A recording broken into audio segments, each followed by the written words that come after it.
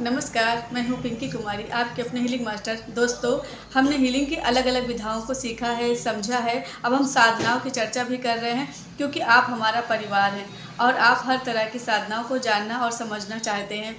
महाशिवरात्रि एक पावन रात्रि है, बेहद शक्तिशाली।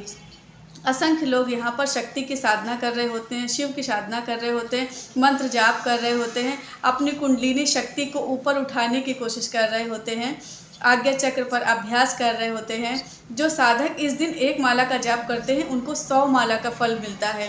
जीवन में कभी ध्यान नहीं लगा, इस रात्रि में बैठकर ध्यान लगाने के अभ्यास कीजिए, पहले ही बार में ध्यान का अनुभव प्राप्त होगा। और जो साधक, जो हीलर बहुत पहले से ध्यान का अभ्यास कर रहे हैं, उन्हें आज समाधि का अभ्यास होगा। सुपर कॉन्शियस स्टेज कहते हैं इसे, जिसे इंग्लिश में बहुत सरल लगता है, समाधि कहने से बहुत हैवी लगता है। नहीं, 15 और 16 फरवरी को है महाशिवरात्रि।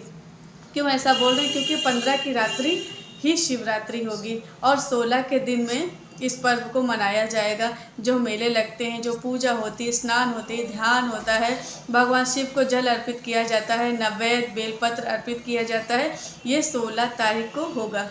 15 की रात जो भी अभ्यास आप करना चाहते हैं वो कर सकते हैं। ब्रह्म मुहूर्त में स्नान करेंगे। कब? 15 की पूरी रात बीत जाएगी, सुबह सूर्य को ब्रह्म मुहूर्त में स्नान कीजिए, सूर्य को जल चढ़ाइए और सबसे पहला काम भगवान शिव के दर्शन कराइए।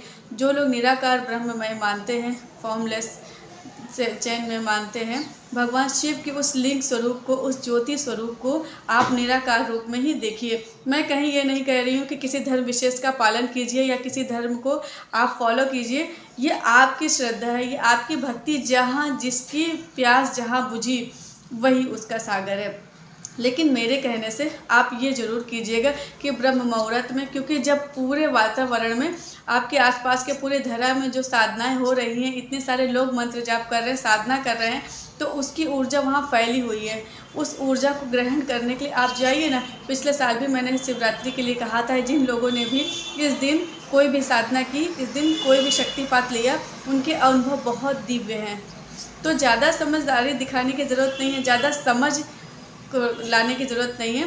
बस जो भी आप कर रहे हैं, जो भी आप करना चाहते हैं, जो भी आध्यात्म की तरफ, स्पिरिचुअलिटी की तरफ या साधना की तरफ या किसी भी विधा की तरफ, अगर आप कोई भी ऑकल्ट प्रैक्टिस करना चाहते हैं, शुरुआत करना चाहते हैं, तो ये दिन बहुत बहुत उपयुक्त है। ये तो हो गया नए लोगों की बात। अब जो लोग बहुत पहले से हमसे जुड़े हुए हैं, ध्यान साधना कर रहे हैं, रेकी, कर्णो रेकी, लामा फेरा, टैरो रीडिंग, किन्हीं भी विधाओं को जो सीख रहे हैं, उनके लिए तो ये अमृत है। ये आज का दिन बहुत ज़रूरी है। मतलब कि ऐसा है कि आपको अपने आप को फ्री कर दीजिए। 15 की शाम तक जो भी जॉब, स्कूल, कॉलेज जो भी करते हैं, 15 की शाम तक फ्री हो जाइए। दिन डूबने से पहले भोजन कर लीजिए, या बिल्कुल 7, साढ़े 7, 8 बजे तक भोजन कर लीजिए और उसके बाद उपवास शुरू कर दीजिए। और अगले दिन आपने पूरी रिचुअल पूरा होने तक उपवास रखिए। यदि आपके पास रुद्राक्ष है या रुद्राक्ष की माला है, तो उसमें मंत्र जाप जरूर कीजिएगा। जो भी आपके गुरुओं ने आपको मंत्र दिया है, जो भी गुरु दीक्षा दी है, वो मंत्र कीजिए। और अगर नहीं है ऐसा, तो ओम नमः शिवाय मंत्र का जाप कीजिए, भगवान शिव को अपने गुरु स्वरूप में देख करके। शास्त्रों में तो बहुत विधि विधान लिखे हुए हैं, लेकिन एक भोले बच्चे की तरह से आप कीजिए। अपनी श्रद्धा का ही भेंट परमात्मा को अर्पित कीजिए।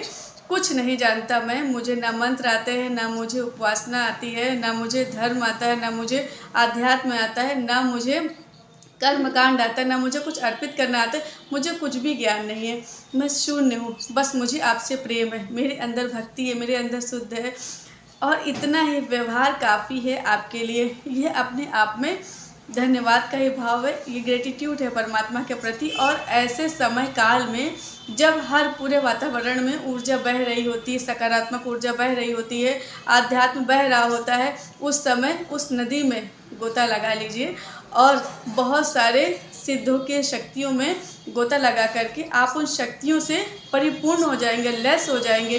कोई विशेष हीलिंग अगर आप कर रहे हैं, किसी की आप कर रहे हैं, अपने जीवन की कर रहे हैं, किसी क्लाइंट की, किसी पेशेंट की अगर कर रहे हैं, तो रात के समय ये हीलिंग ज़रूर करना।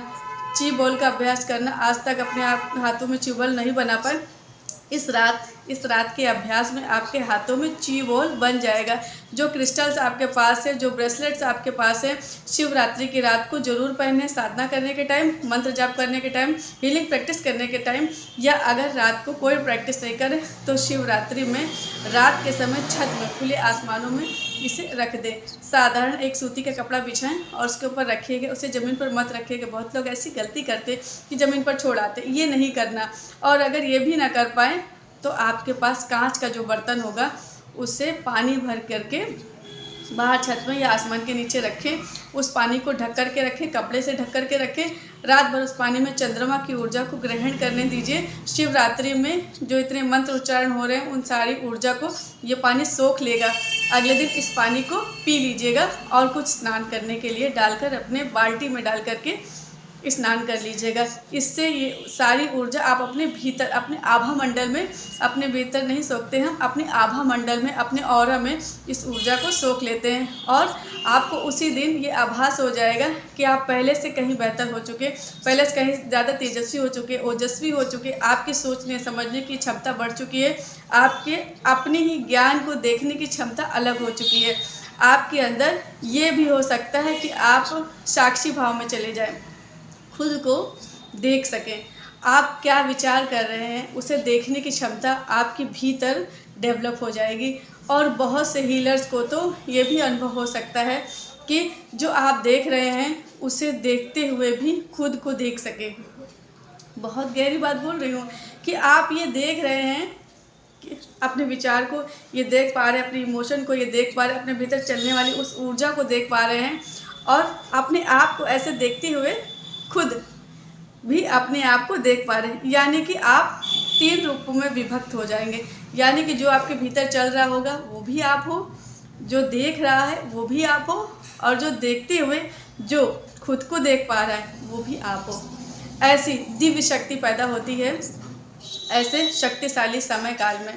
तो ये सारे अनुभव मेरे अपने हैं जो मैंने पहले भी अभ्यास किया था। अब शिवरात्रि में मुझे ऐसे अनुभव हुए थे, ऐसे ज्ञान की प्राप्ति हुई थी, तो मैं आज ही आपको साझा कर रही हूँ। क्योंकि बहुतों का, आप सबका अनुभव आप मुझसे जो साझा करते हैं तो उससे पता चलता है कि क्या, क्यों और कैसे हो रहा है। तो इसका प्रयोग ज़रूर कीजिएगा। निराकार ब्रह्म को देखिएगा। साकार स्वरूप में देखना बहुत आसान होता है। हमारी आँखें इतनी बड़ी नहीं कि हम निराकार ब्रह्म को देख सकें। ज्ञानी सिद्ध तो दिख ही पा रहे हैं, इसलिए हम बहुत ही आसान तरीके से परमात्मा को साकार स्वरूप में देखते हैं, जिससे हमारे लिए परमात्मा खुद हमारे बराबर हो करके हमारे लिए आकर के रक्षा करता है, हमारी साधना को सिद्ध करने में हमारी सहायता करता है। बहुत ज़्यादा सोचने की ज़रूरत नहीं है और स्वयं को तैयार कीजिए।